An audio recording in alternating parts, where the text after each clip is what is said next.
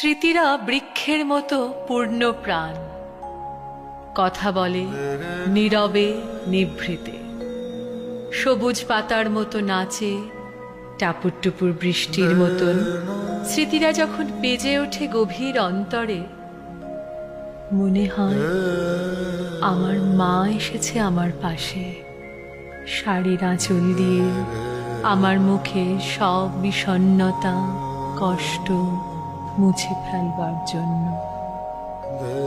স্মৃতিরা আমার বুকে ফুটবল খেলে, কি আনন্দে হইচই করে করে শোরগোল, গোল গোল বলে চিৎকার করে।